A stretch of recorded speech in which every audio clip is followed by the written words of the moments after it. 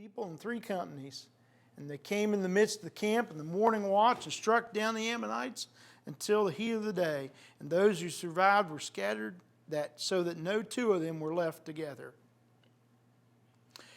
Then the people said to Samuel, "Who is it that said?"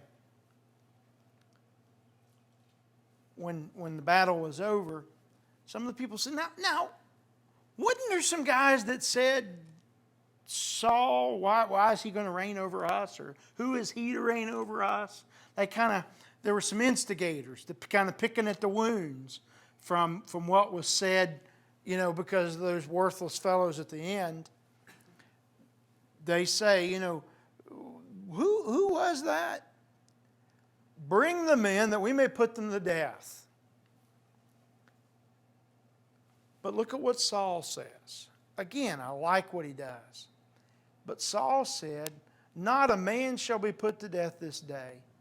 For today the Lord has worked salvation in Israel." Then Samuel said to the people, "Come, let us go to Gilgal, and there renew the kingdom." So all the people went to Gilgal, and there they made Saul king before the Lord in Gilgal. There they sacrificed peace offerings before the Lord, and there Saul and all the men of Israel rejoiced greatly.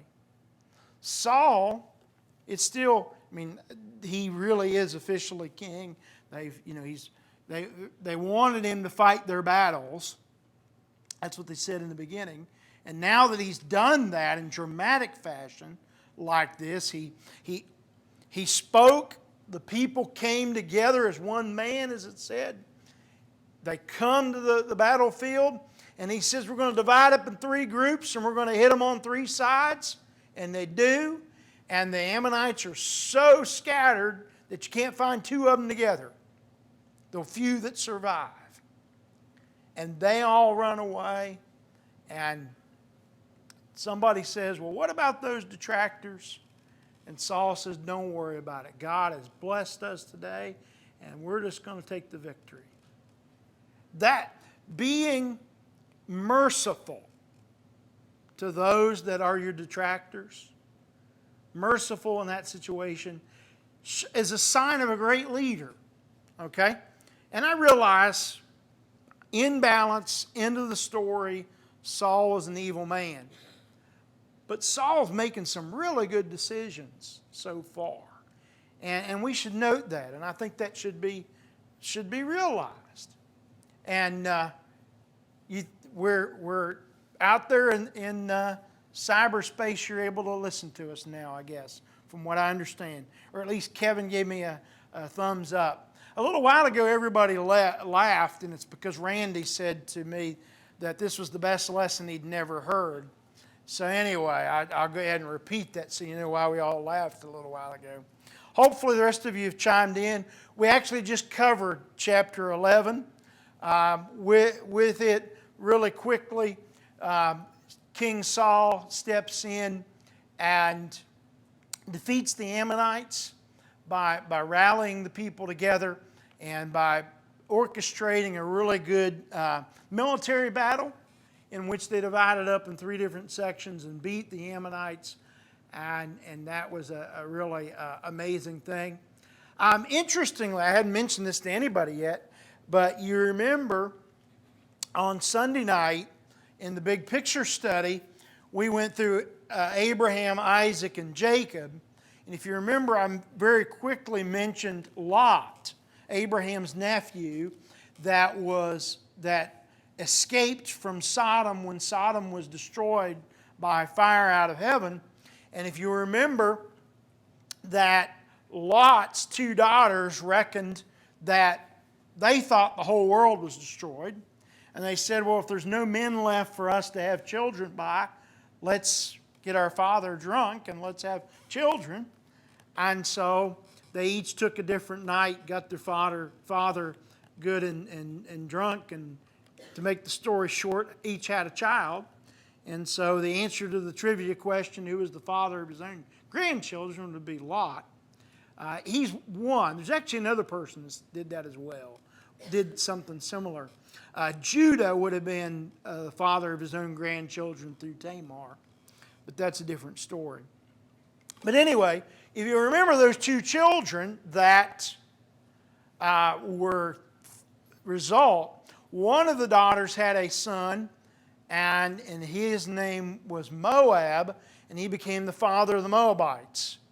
The other one named her son Ben-Ammi, and he became the father of the Ammonites. And so the Ammonites are descendants of Lot, the nephew of Abraham. And so these Ammonites are cousins, distant cousins of the Israelites. They are relatives because, like I say, most of the Middle East descends from Abraham or those connected to him, or at least a large portion of them do. And certainly that's the case with that. So anyway, that's these individuals. So, but they've become a very wicked people, and obviously we're going to destroy Jabesh Gilead had Saul not intervened with God's help. Any questions or comments? Chapter 11. So Saul has a very good start to his kingship. Chapter 12.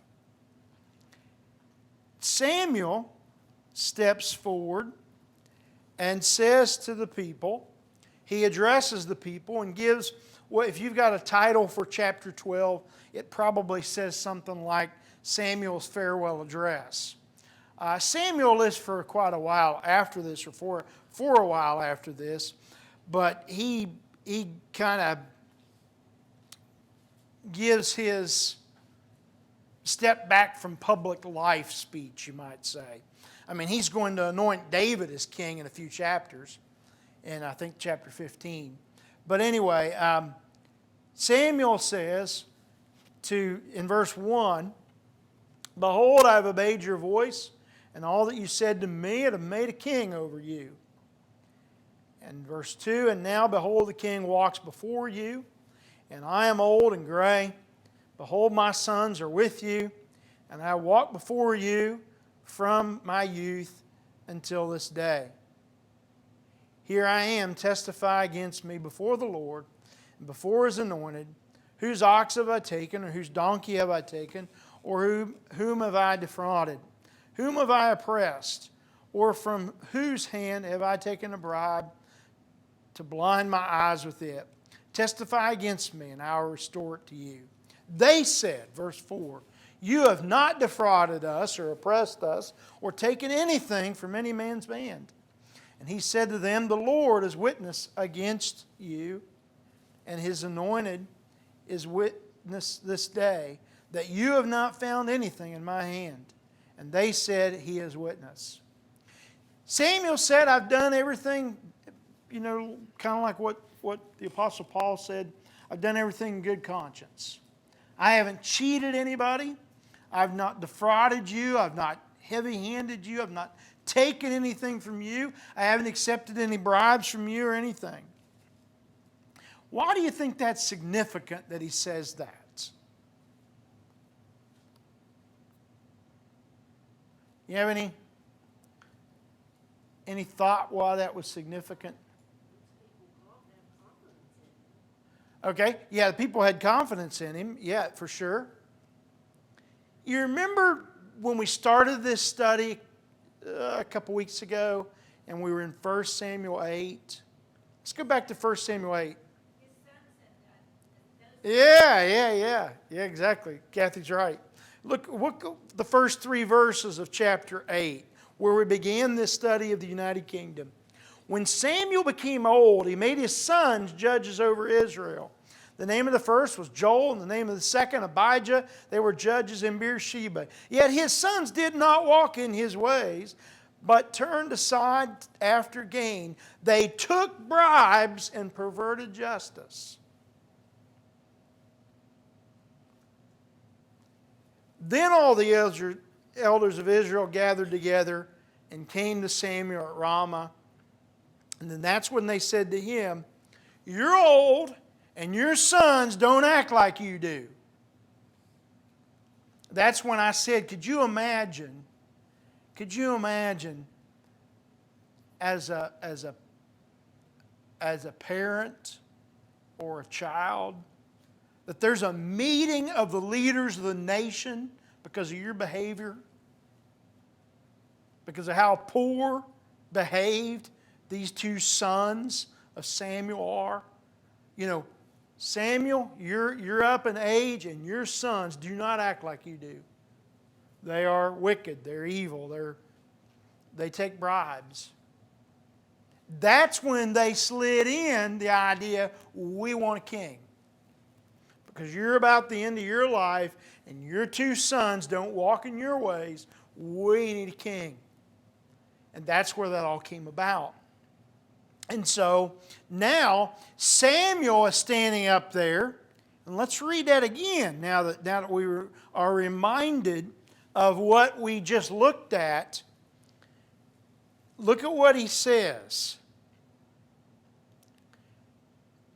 Samuel says to all of Israel, I've obeyed your voice and made a king over you. Verse 2, and now behold, the king walks before you, and I am old and gray, and behold, my sons are with you. These two reprobate sons, they're there too. Samuel apparently is not giving up on them. And then when first thing he says to the nation is, I didn't bribe anybody. Now, do you think the sons got hot under the collar or got a little bit, felt like Dad stepping on their toes? If not, they should have. Because here, the first thing Samuel brings up is the very thing they've been doing. And he said, I didn't do this. And if there's anybody here that can accuse me of that, we'll reconcile that right here and now. I'll pay them back. I'll make it right, make restitution. And the whole nation, the leaders of the nation say, no, we did not ever see you do that. And Samuel says, God will be my witness. And said, we'll be witnesses before God. And so Samuel, I believe, is exerting a little bit of tough love on those sons, before the nation. Saul is you got a king, and my sons are with you. And so he lays it out there. There's no doubt as to what he's saying, what he's aiming at, because he said, you cannot accuse me of this. Of course, he didn't say anything about his two sons because they could have been accused of that all along because the Bible said that they had done that. And so, very much, Samuel is trying, I believe, very hard to, he's trying to put Saul out there before the people.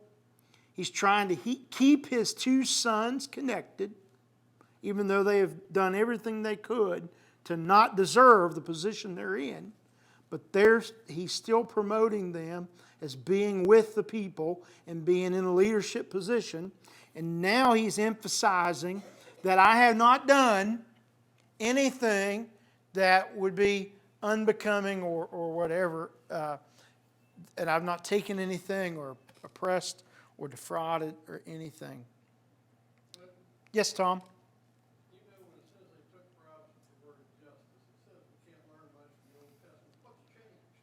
Yeah. Oh, absolutely. Absolutely. Yeah, I mean, the system has to be corrupt with all the money that's involved, in politics. There's more money in politics than sports, and so that the corruption is rampant in such a thing. Regardless of whatever your political thoughts are, there shouldn't be that much money involved in it. This is something I'd come up with, and it's kind of my take on. This is my anti-political take. If it takes you a year and a half and $100 million to convince me I should vote for you, you're probably not worth voting for. Let's face it. If it takes that much money and that much time, you're probably not a good idea. If someone's a good leader, we should be able to know that a little quicker than that. It should be a little more apparent than that. It should be a little bit easier to get than that. But anyway, that has to do with every politician and every party, regardless.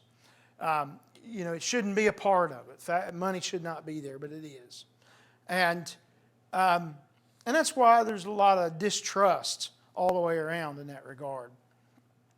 Back to the text in verse 6, Samuel says to the people, "The Lord is witness, who appointed Moses and Aaron and brought your fathers up out of the land of Egypt." He talks in the next few verses. He kind of gives them a reminder, you might even say a sermon, about reminding them about the way that God has rescued them. He talks about in verse 8 about how Jacob and of course all his family went into Egypt, and then the Egyptians put them in slavery and oppressed them, and then they cried out, and God sent Moses and Aaron and brought them out of Egypt, and they forgot about God. And then God sold them into the hand of Sisera, the command of the army of Hazor, into the hand of the Philistines. And if you remember, Sisera was that king that they went against with Deborah and Barak. And then Sisera was that one that Jael, when he was defeated in battle and went to hide, Jael was the one that put the tent spike through his head. So anyway, but God rescued them from him and his great oppression, from the king of Moab in verse 9, fought against them. And then there's all the others. You see each time, like in verse 10, they cried out, "We have sinned because we've forsaken the Lord and served the Baals and Ashtaroth." And there was that cycle all through the book of Judges. That cycle that happens about a dozen times in Judges, that the Israelites, remember the four spoke cycle, that Israel sinned, and then God sent a nation to oppress them, and they cry out to God, and then God sends them a judge to deliver them, and then once they get happy for a little while, then they sin again. That four-spoke cycle happens through the entirety of the book of Judges. They sin, God sends an oppressor, they cry out to God for God to help them, God sends them a judge, and they get rescued. And it happens again and again throughout the book. At every major point that is there. Largely because they did what was right in their own eyes. And they sinned. And so they put all of that out there. And he emphasizes that to them and preaches to them about their wickedness and how they've turned, their ancestors have turned away from God, and what they've done. And in verse 12, he says about Nahash and the Ammonites, the battle that just won. They came against you, and you said to me, "No, but a king shall reign over us." When the Lord your God was your king, God was their king and should have been their king, but yet they and said that they should have stuck with God as their king. And now behold, the king whom you've chosen, whom you've asked, behold, God has set him as a king over you. Now verse 14, if you fear the Lord and serve him and obey his voice and do not rebel against the commandment of the Lord, and if both you and the king who reigns over you will follow the Lord your God, it will be well. Okay? God doesn't like this situation. Didn't want a king. You're rejecting him by having a king. But if you and your king will obey him and follow him, we'll make it work. I think that's a great example, not of situational ethics, but that God will work with a less than ideal situation, because God did not want them to have a king, but God knew that they would eventually have a king. But God was not going to reject them like the way that they had rejected him. But instead, God was going to stay with them and say, okay, if you obey my voice, I'll stick with you. Even though they had rejected him and rejected his leadership, if you do this, you and your king, then I'll be with you. And so, sometimes in life and in history, the situation is less than ideal.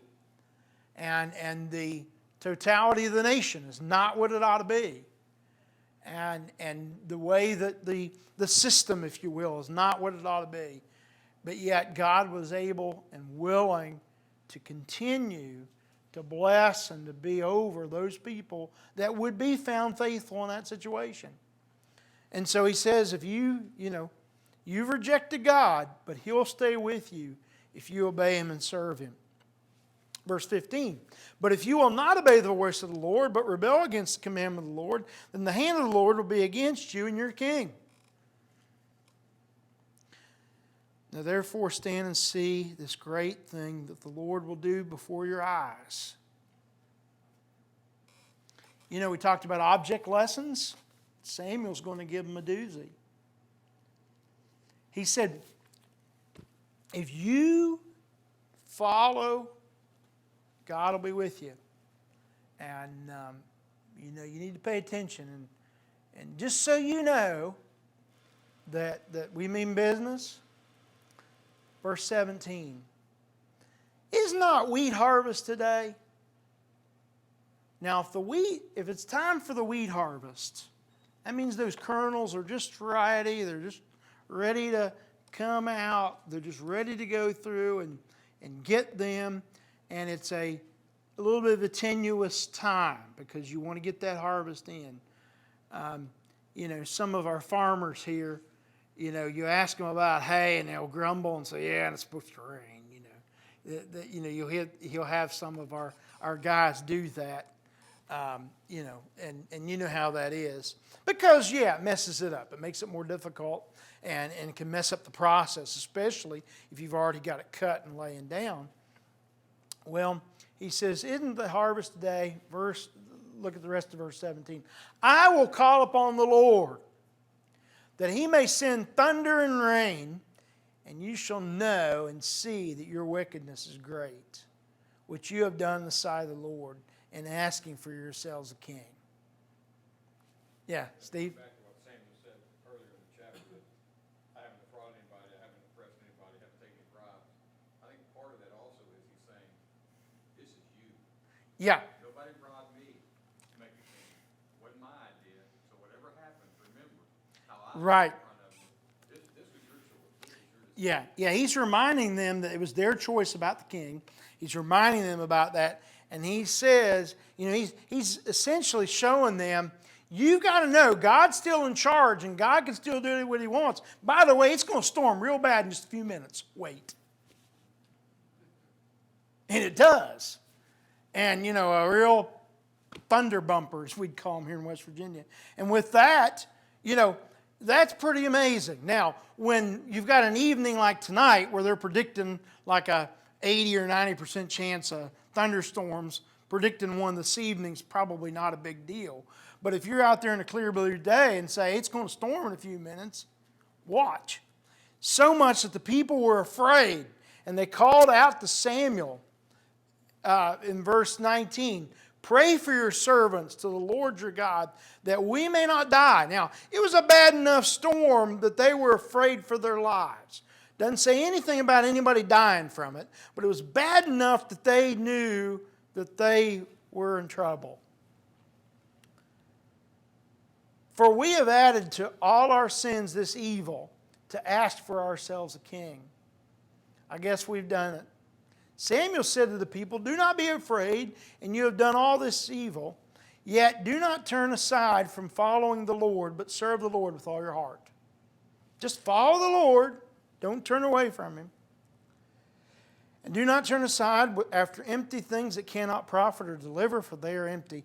For the Lord will not forsake his people, for his great name's sake, because it has pleased the Lord to make you a people for himself. Moreover, as for me, I love this.